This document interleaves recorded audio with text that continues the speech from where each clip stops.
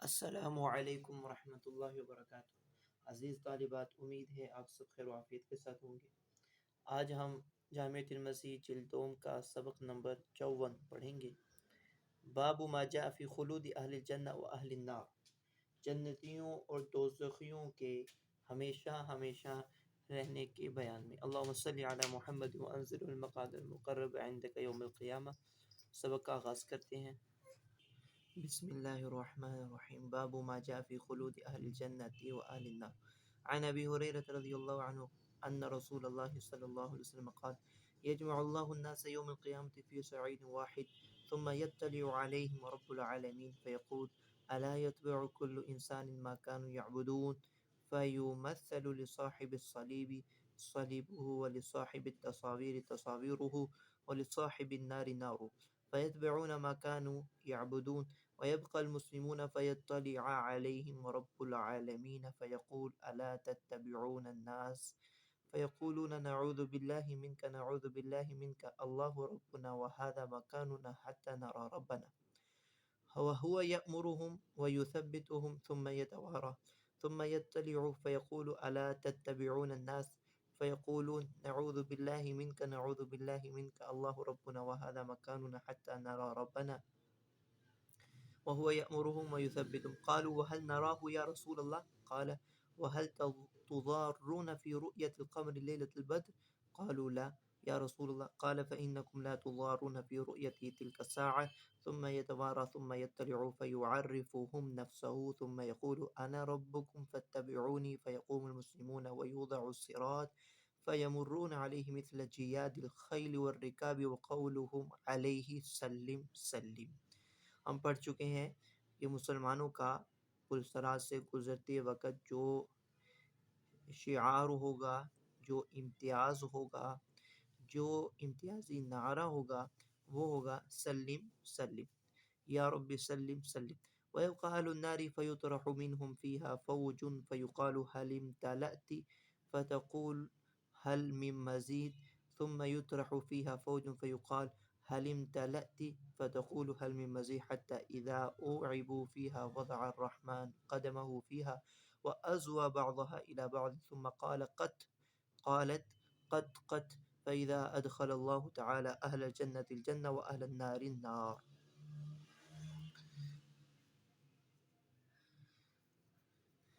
جی، حضرت ابو ہریرہ رضی اللہ تعالیٰ عنہ سے یہ روایت مروی ہے، آپ صلی اللہ علیہ وسلم نے فرمایا اللہ رب العزت قیامت کے روز تمام لوگوں کو ایک میدان میں جمع فرمائیں گے، پھر پروردگار عالم اوپر سے ان کو جھانکیں گے، فیقول اور فرماویں گے الا یتبع کل انسان ما کانوا یعبدون، ہر انسان اس کے پیچھے کیوں نہیں لگتا جس کو وہ دنیا میں پوجتا تھا۔ فَيُمَثَّلُ لِصَاحِبِ الصَّلِيبِ صَلِيبُهُ، اتنے میں صلیب والوں کے لیے صلیب کی صورت بن جائے گی، اور بت پرستوں کے لیے بتوں کی صورت بن جائے گی، اور آتش پرستوں کے لیے آگ کی صورت بن جائے گی۔ فَيَتْبِعُونَ مَا كَانُوا يَعْبُدُونَ، چنانچہ وہ سب جو بت پرست ہوں گے وہ بتوں کے پیچھے، اور جو آتش پرست ہوں گے وہ آگ کے پیچھے ہو لیں گے جس کو وہ دنیا میں پوجتے تھے۔ وَيَبْقَى مُسْلِمُونَ فَيَطَّلِعُ عَلَيْهِمْ رَبُّ الْعَالَمِينَ، صرف مسلمان باقی رہ جائیں گے، اوپر سے پروردگار عالم فرماویں گے تم لوگوں کے پیچھے کیوں نہیں ہوتے، تم لوگوں کے پیچھے کیوں نہیں جاتے؟ وہ عرض کریں گے اللہ کی پناہ اللہ کی پناہ، اللہ ہمارا پروردگار ہے اور ہماری جگہ ہے، جب تک ہم اپنے پروردگار کو نہ دیکھ لیں، اور وہی ان کو حکم دے رہا ہے۔ وَيُثَبِّتُهُمْ، اور وہی انہیں ثابت قدم رکھے گا۔ پھر اللہ تعالیٰ کچھ دیر کے لیے پوشیدہ ہو جاویں گے، اور پھر جھانک کر فرمائے تم لوگوں کے پیچھے کیوں نہیں لگتے؟ وہ پھر یہی کہیں گے نعوذ باللہ منک نعوذ باللہ منک اللہ ربنا وہذا مکاننا حتی نرى ربنا، جب تک ہم اپنے پروردگار کو دیکھ نہ لیں تو یہی ہماری جگہ ہے، اور وہی حکم دے رہا ہے اور وہی انہیں ثابت قدم رکھے گا۔ یہ سن کر صحابہ نے عرض کیا یا رسول اللہ ہم پروردگار کو دیکھیں گے۔ آپ نے فرمایا یہ بتاؤ 14ویں کے چاند دیکھنے میں اختلاف و جھگڑا کرتے ہو؟ صحابہ نے عرض کیا کہ نہیں۔ آپ نے فرمایا کہ تم اس گھڑی اس کے دیدار میں بھی اختلاف نہ کرو گے۔ ثم یتوارا، پھر اللہ تعالیٰ چھپ جائیں گے اور پھر جھانکیں گے اور تعارف کے بعد فرمائیں گے میں تمہارا پروردگار ہوں اور میرے پیچھے پیچھے چلو۔ فاتبعونی فیقوم المسلمون ویوضع الصراط، پھر پل صراط رکھا جائے گا۔ فیمرون علیہ مثل جیاد الخیل والرکاب، چنانچہ یہ لوگ اس پر سے تیز اچھے گھوڑوں اور اونٹوں کی طرح گزر جائیں گے اور اس پر ان کا یہ قول ہوگا سلم سلم۔ دوزخ والے وہیں باقی رہ جائیں گے اور اس سے ایک گروہ دوزخ میں پھینکا جائے گا اور کہا جائے گا تو بھر گئی ہے؟ وہ کہے گی حل من مزید، اور بھی ہے؟ ایک گروہ پھر پھینکا جائے گا اور کہا جائے گا کیا تو بھر گئی ہے؟ تو پھر وہ آگے سے کہے گی حل من مزید، کیا اور بھی ہے؟ آخر تمام دوزخی دوزخ میں ڈال دیے جائیں گے۔ پھر تو اللہ تعالیٰ اپنی شان کے مطابق اس میں قدم رکھ دیں گے اور اس کا ایک حصہ دوسرے کی طرف سمٹ جائے گا، پھر فرمائے گا کافی ہے؟ وہ کہے گی قط قط، یعنی کہ کافی ہے۔ الغرض فَإِذَا أَدْخَلَ اللَّهُ تَعَالَى أَهْلَ الْجَنَّةِ الْجَنَّةِ، جب اللہ تعالیٰ جنت والوں کو جنت میں، وَأَهْلَ النَّارِ النَّارَ، اور دوزخ والوں کو دوزخ میں داخل کر دیں گے، قَالَ أُوتِيَ بِالْمَوْتِ مُلَبَّبًا، تو موت لائی جائے گی اس طرح کہ لانے والا اس کے کپڑے سمیٹ کر اگلا کپڑا پکڑ کر لائے گا۔ فَيُوقَفُ عَلَى السُّورِ الَّذِي بَيْنَ أَهْلِ الْجَنَّةِ وَأَهْلِ النَّارِ، اور اس کو جنت دوزخ کی درمیانی دیوار پر کھڑا کر کے ثم یقال، یہ کہا جائے گا یا اہل الجنت فیطلعون خائفین، اے جنت والو، وہ یطلعون خائفین، وہ متوجہ ہوں گے ڈرتے ہوئے۔ ثم یقال اہل النار فیطلعون مستبشرین، اور کہا جاوے گا اے دوزخ والو، تو وہ اس پر امید پر خوش ہو کر وہ جھانکیں گے۔ یرجون شفاعت کی امید کرتے ہوئے وہ جھانکیں گے۔ فیقال لأہل الجنہ، اور پھر اہل جنت سے یہ کہا جائے گا، وأہل النار، اور اہل دوزخ سے یہ کہا جاوے گا، هل تعرفون هذا، کیا تم اس کو اچھی طرح پہچانتے ہو؟ فیقولون هؤلاء قد عرفناہ، تو وہ آگے سے کہیں گے تحقیق ہم اس کو اچھی طرح جانتے ہیں۔ هو الموت، یہ وہی موت ہے، الذی وکل بنا فیذبح ذبحا علی الصور، کہ یہ وہی موت ہے جو ہم لوگوں پر مقرر کی گئی تھی، وکل بنا، چنانچہ فیذبح ذبحا علی الصور، اب موت کو لٹکا دیا جائے گا اور اسی دیوار پر اس کو ذبح کر دیا جائے گا، اور پھر ثم یقال، پھر یہ کہا جائے گا یا اہل الجنت خلود لا موت و یا اہل النار خلود لا موت، کہ اے اہل جنت ہمیشہ کے لیے اب موت نہیں، اے دوزخ والو تمہیں بھی ہمیشہ دوزخ میں رہنا ہے، اب کبھی موت نہیں ہے، اب کبھی موت نہیں۔ یعنی کہ ایک موت کو مینڈے کی شکل میں اعراف پر کھڑا کر کر اس کو ذبح کر دیا جائے گا۔ عن ابی سعید یرفعہ قال اذا كان یوم القیامت اوتی بالموت کالکبش الاملح، اس میں یہ تصریح ہے کہ آپ نے یہ فرمایا کہ قیامت کا دن جب ہوگا تو موت کو مینڈے کی شکل میں لایا جاوے گا۔ فیوقف بین الجنت والنار فیذبح وهم ينظرون، اور اس کو بہشت اور دوزخ کے درمیانی دیوار میں کھڑا کیا جائے گا اور پھر اس کو ذبح کر دیا جائے گا جبکہ وہ لوگ اس کو دیکھتے ہوں گے۔ فلو ان احد مات فرحا لمات اہل الجنت ولو ان احد مات حزنا لمات اہل النار، اگر کوئی خوشی سے مرتا تو بہشت والے مر جاتے خوشی سے، اور اگر کوئی مارے غم کی مرتا تو دوزخ والے مارے غم کے مر جاتے. هذا حديث حسن وقد روي عن النبي روايات كثيرة مثل هذا ما يذكر فيه أمر الرؤيا أن الناس يرون ربهم کہ دیگر اور بھی کثرت سے روایات مروی ہیں آپ صلی اللہ علیہ وسلم سے اس مفہوم اور اس مضمون کے مثل، جس میں یہ ذکر ہے کہ لوگ اپنے پروردگار کا دیدار کریں گے. رؤیت حق ہے. وذكر القدم وما أشبه هذه الأشياء والمذهب في هذا عند أهل العلم من الأئمة مثل سفيان الثوري ومالك بن أنس وسفيان بن عيينة وابن المبارك ووكيع وغيرهم أنهم رأوا هذه الأشياء وقالوا تروى هذه الأحاديث ونؤمن بها ولا يقال كيف. وهذا الذي اختار أهل الحديث أن يرووا هذه الأشياء كما جاءت ويؤمن بها ولا تفسر ولا تتوهم ولا يقال كيف. وهذا أمر أهل العلم الذي اختاروه وذهبوا إليه. ومعنى قول في الحديث فيعرفهم نفسه أي يعني يتجلى لهم. باب ما جاء حفت الجنة بالمكاره وحفت النار بالشهوات. اس کا بیان کہ جنت کو تکالیف سے اور دوزخ کو خواہشات نفسانی سے گھیرا گیا ہے. عن حمید وثابت عن انس ان رسول اللہ صلی اللہ علیہ وسلم قال حفت الجنت بالمکاری وحفت النار بالشہوات، کہ جنت کو تکالیف سے گھیر دیا گیا ہے اور جبکہ جہنم کو خواہشات نفسانی سے گھیرا گیا. هذا حدیث حسن غریب صحیح من هذا الوجه.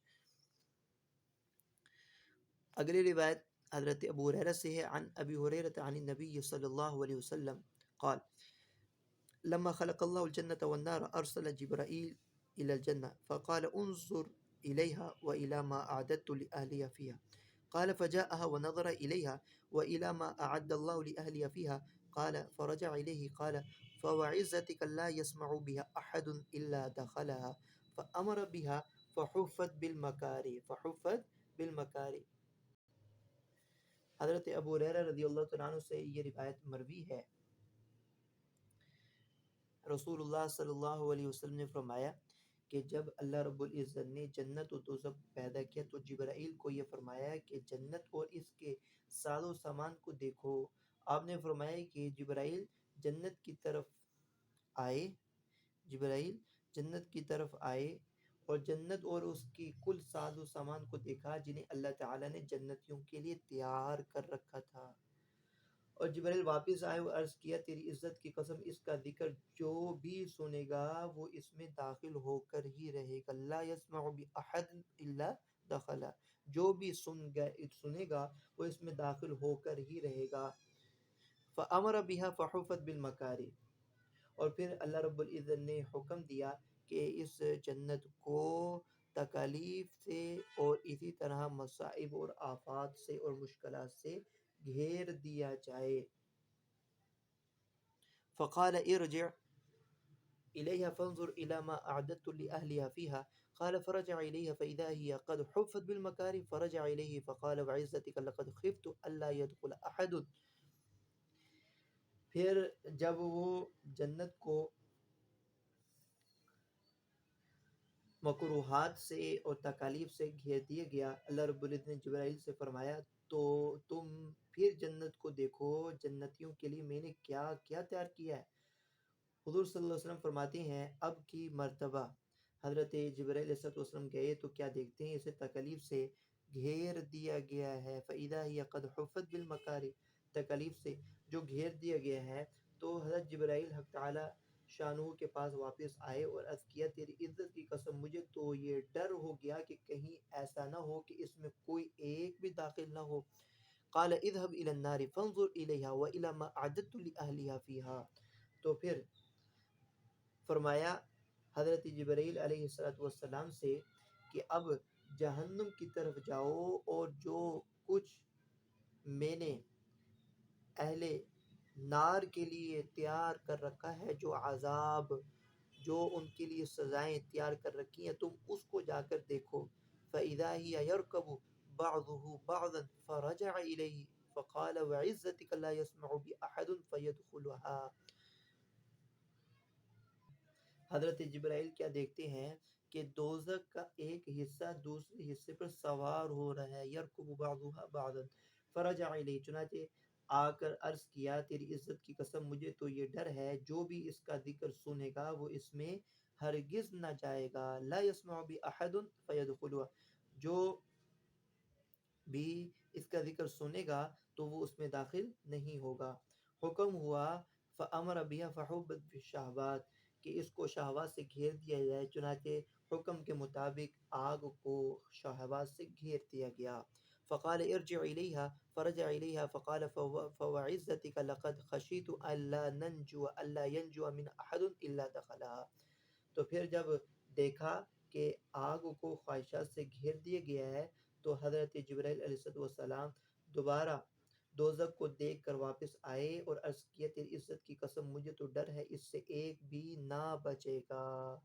سب ہی اس میں داخل ہو جائیں گے هذا حدیث حسن صحیح باب ما جاء في احتجاج الجنة والنار جنت اور دوزخ کے مقابلے کا بیان عن ابی ہریرہ قال قال رسول اللہ صلی اللہ علیہ وسلم احتجت الجنة والنار فقالت الجنة يدخلني الضعفاء والمساكين وقالت النار يدخلني الجبارون والمتكبرون فقال للنار أنت عذابي أنتقم بك ممن شئت وقال للجنة أنت رحمتي أرحم بك من شئت ابو ہریرہ سے مروی ہے کہ آپ صلی اللہ علیہ وسلم نے فرمایا کہ جنت اور دوزخ نے باہم جھگڑا کر لیا جنت نے کہا کہ مجھ میں ضعیف اور مسکین داخل ہوں گے اور دوزخ نے کہا یدخلنی الجبار والمتکبرون کہ مجھ میں سرکش اور متکبر داخل ہوں گے اللہ تعالی نے دوزخ سے فرمایا تو میرا عذاب ہے انتقم بکی ممن شئت کہ میں تیرے ذریعے جس سے چاہوں گا بدلہ لوں گا اور جنت سے فرمایا انت رحمتی تو میری رحمت ہے تیرے ذریعے سے جس پر چاہوں گا میں رحم کروں گا یعنی کہ اللہ رب العزت کی مشیت اور چاہت کے مطابق ہی اللہ رب العزت لوگوں کو جنت میں داخل فرمائیں گے اور آگ میں داخل کریں گے جو نافرمان ہوں گے ان کو جہنم میں اور جو فرما بردار ہوں گے اگرچہ وہ مالدار ہوں اور اسی طرح حسب نسب والے ہوں تب بھی اللہ رب العزت کو جنت میں داخل فرمائے باب ما جاء مالی ادنى اہل الجنت من الکرامہ سب سے کمتر درجے والے جنتی کے اعزاز و اکرام کا بیان عن ابي الحسيم هيثم عن ابي سعيد الخدري قال قال رسول الله صلى الله عليه وسلم ادنى اهل الجنة الذي له 80,000 خادم واثنتان 70 زوجة وتنصب له قبة من لؤلؤ وزبرجد وياقوت كما بين الجابية إلى صنعاء حضرت ابو سعید خدری سے یہ مروی ہے رسول اللہ صلی اللہ علیہ وسلم نے فرمایا کہ جنت میں سب سے ادنا درجے کا وہ جنتی ہے جس کے لیے بھی 80,000 خدام و وثنتانی و سبعون زوجہ اور 72 بیویاں ہوں گی اور تنصب له قبہ من لؤلؤ و زبرجد و یاقوت اور اس کے لیے موتی زمرد اور یاقوت کا قبہ تعمیر کیا جاوے گا وہ اتنا بڑا ہوگا کہ جابیہ سے لے کر صنعاء تک اس کے فاصلے پر سما جائے گا وبهذا الاسناد عن النبي قال من مات من اهل الجنة من صغير او كبير يردون بني 30 في الجنة لا يزيدون عليها ابدا وكذلك اهل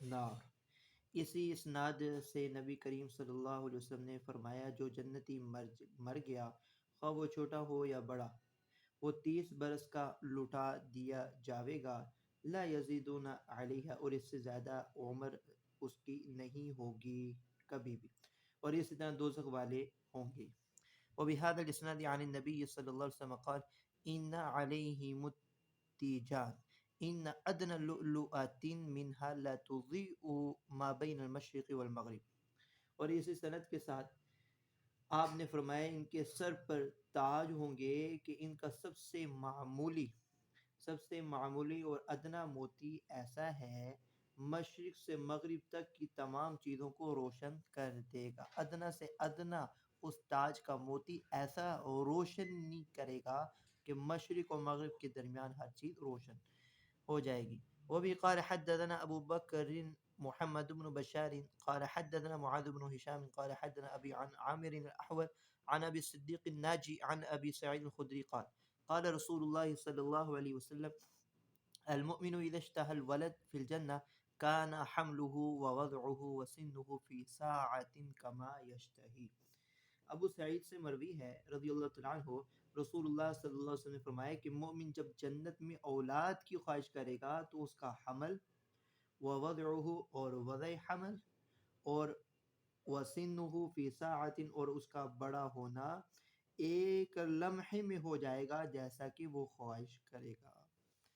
هذا حدیث حسن غریب. وقد اختلف اہل العلم فی هذا، اس حوالے سے اہل علم کا اختلاف ہے. بعض کی رائے یہ ہے فی الجنت جماع ولا یکون ولد، کہ جنت میں صحبت تو ہوگی لیکن اولاد نہیں.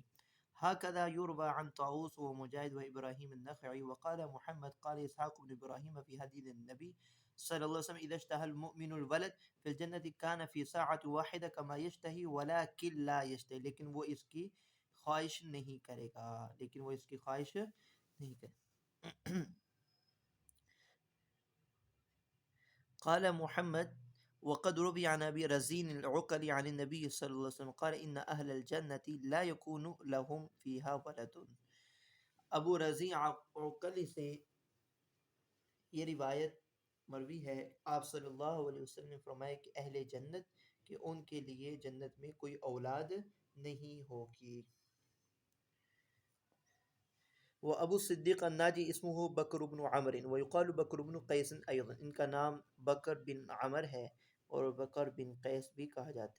باب ما جاء فی کلام الحور العین، بڑی آنکھوں والی حوروں کے نغموں کے بیان میں. عن علی قال قال رسول اللہ صلی اللہ علیہ وسلم ان فی الجنة لمجتمعان للحور العین يرفعن بأصوات لم يسمع الخلائق مثلها يقولن نحن الخالدات فلا نبيد ونحن الناعمات فلا نبؤس ونحن الراضيات فلا نسخط طوبى لمن كان لنا وكنا له. حضرت علی سے یہ روایت ہے، آپ صلی اللہ علیہ وسلم نے فرمایا جنت میں بڑی بڑی آنکھوں والی حوروں کے لیے ایک جگہ مقرر ہے. لمجتمعن، حور عین کے لیے ایک جگہ مختص ہے، ایک جگہ مقرر ہے. یرفعن باصوات لم يسمع الخلائق مثلها، یہ سب ایسی آواز بلند کرتی ہیں کہ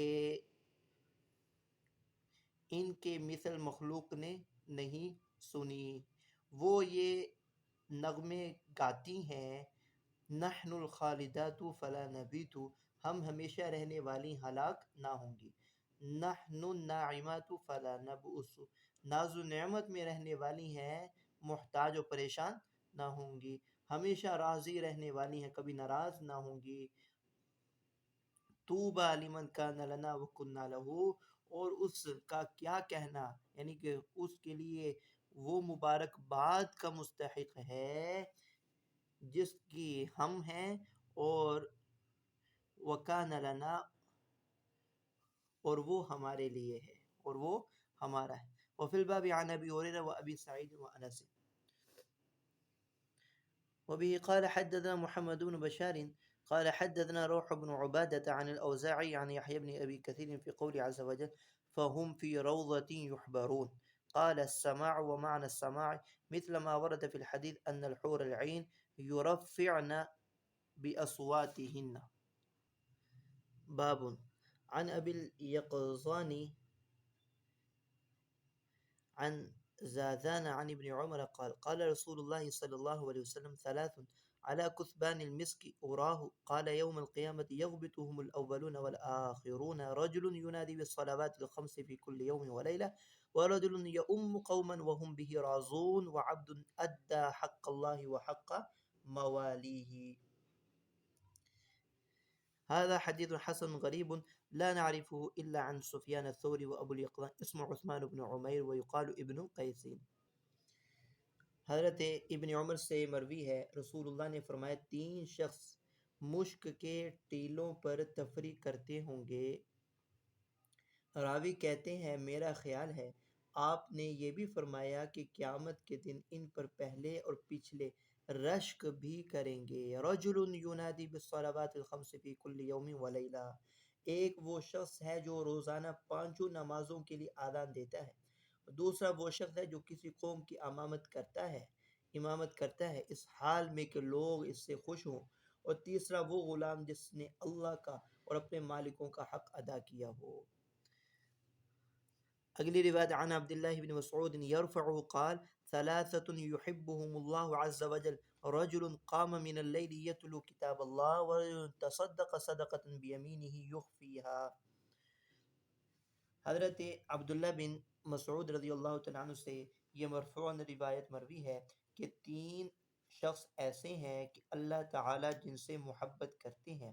پہلا وہ شخص ہے جو رات میں قیام کرے، کھڑا ہو نماز میں، اور وہ اللہ کی کتاب کی تلاوت کرے، نوافل میں قرآن کی تلاوت کرے، اور دوسرا وہ شخص ہے جو اس طرح دائیں ہاتھ سے مخفی طریقے سے صدقہ کرے، اراہ قال من شمالہ، اور میرا خیال ہے کہ آپ نے فرمایا ہے من شمالہ، ورجل كان في سریة فانہزم اصحابہ فاستقبل العدو، اور تیسرا وہ شخص ہے جو سریہ اور لشکر میں ہو، اس کے ساتھی ہار گئے ہوں مگر وہ دشمن کا مقابلہ کرتا رہے۔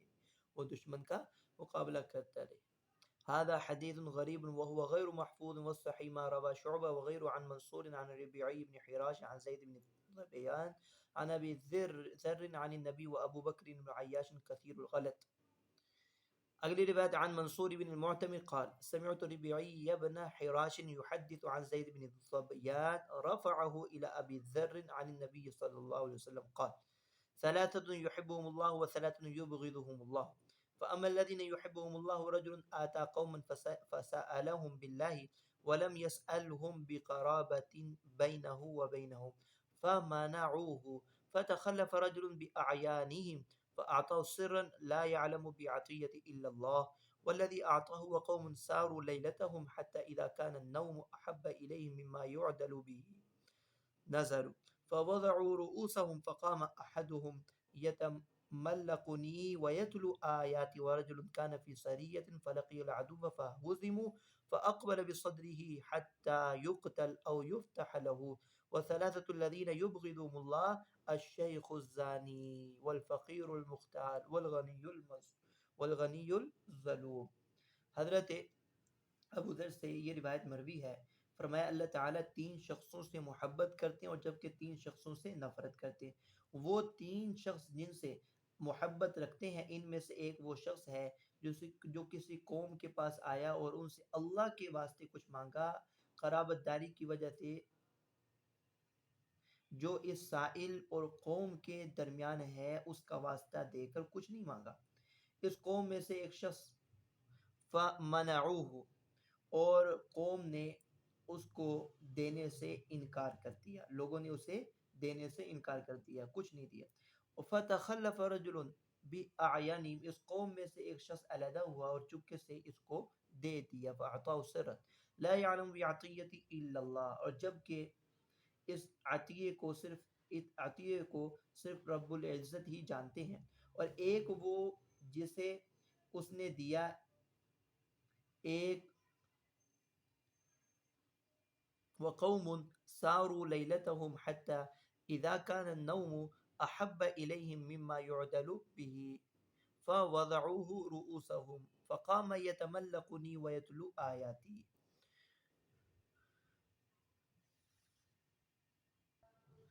اور ایک گروہ رات پر چلتا رہا، جب نیند اپنے مقابل کی تمام چیزوں سے پیاری ہوئی اور لوگوں نے سونے کے لیے سر رکھا تو ان میں سے ایک آدمی میری خوشنودی کے لیے کھڑا ہوا اور میری آیتیں پڑھنے لگا اور مجھ سے دعائیں مانگنے لگا۔ یہ دوسرا شخص ہے۔ وَرَجُلٌ كَانَ فِي سَرِيَّةٍ، اور ایک وہ تیسرا وہ شخص ہے جو لشکر میں تھا، دشمن سے ملا، اس کی طرف کے تمام لوگ شکست کھا گئے مگر وہ سینہ سپر ہو کر آگے بڑھا یہاں تک قتل ہوا، یہ اس کو فتح حاصل ہوئی۔ جن تین شخصوں سے اللہ رب العزت نفرت کرتا ہے وہ یہ ہیں بوڑھا، زانی، متکبر، غریب، والغنی الظلوم، اور ظالم غنی. ظالم غنی. هذا حدیث صحیح. وبه قال حدثنا محمود بن غيلان قال حدثنا النضر بن شميل عن شعبة نحوه هذا حديث صحيح. وهكذا روى شيبان عن منصور نحو هذا وهذا أصح من حديث أبي بكر بن عياش. باب عن خبيب بن عبد الرحمن عن جده حفص بن عاصم عن أبي هريرة قال قال رسول الله صلى الله عليه وسلم يوشك الفرات يحصل عن كنز من ذهب فمن حضره فلا يأخذ منه شيئا. جی حضرت ابو ہریرہ سے یہ روایت ہے، رسول اللہ صلی اللہ علیہ وسلم فرمایا عن قریب فرات سے، دریائے فرات سے سونے کا ایک خزانہ ظاہر ہوگا. سونے کا ایک خزانہ وہ ظاہر ہوگا. بس جو وہاں اسے چاہے، بس جو وہاں ہو، فلا یأخذ منہ شیء، اسے چاہیے کہ اس میں سے کچھ بھی نہ لے، اس میں سے کچھ بھی نہ لے. وہ بھی قال حدثنا ابو سعید الاشج قال حدثنا عقبہ بن خالد قال حدثنا عبید اللہ بن عمر عن ابی الزناد عن الاعرج عن ابی هريرة عن النبي صلی اللہ علیہ وسلم مثله الا انه قال يحصر عن جبل من ذهب. اور اس حدیث سابق ہی کی مثل ہے، لیکن اس میں یہ ہے کہ عن قریب فرات سے سونے کا پہاڑ ظاہر ہوگا. وہاں پر تھا سونے کا خزانہ اور یہاں پر سونے کا پہاڑ. مراد خزانہ وہ پہاڑ ہی کی شکل میں اتنا کثرت کے ساتھ ہوگا کہ وہ تہ بتہ اس کی چڑے ہوں گے ایک دوسرے کے اوپر. باب ما جاء في صفة انہار الجنہ، جنت کی نہروں کی صفت کا بیان. عن حکیم بن معاویہ عن ابی عن النبی صلی اللہ علیہ وسلم قال ان فی الجنة بحر الماء وبحر العسل وبحر اللبن وبحر الخمر ثم تشقق الانہار بعد. آپ نے فرمایا کہ جنت میں پانی کی، شہد کی، دودھ کی اور شراب کے دریا ہیں، پھر ان دریاؤں سے نہریں پھوٹتی ہیں. یعنی کہ پانی، شہد، دودھ اور شراب کے دریا ہیں جن سے نہریں پھوٹتی ہیں. هذا حدیث حسن صحیح. وبه قال حدثنا حنان قال حدثنا ابو الاحوص عن ابي اسحاق عن بريد بن ابي مريم عن انس بن مالك قال قال رسول الله صلى الله عليه وسلم من سأل الله الجنة 3 مرات قالت الجنة اللهم ادخله الجنة. آپ نے فرمایا کہ جو اللہ تعالی سے 3 مرتبہ جنت کی دعا کرتا ہے، جنت کہتی ہے اے اللہ اس کو جنت میں داخل کر دے. ومن استجار من النار 3 مرات قالت النار اللهم اجر من النار.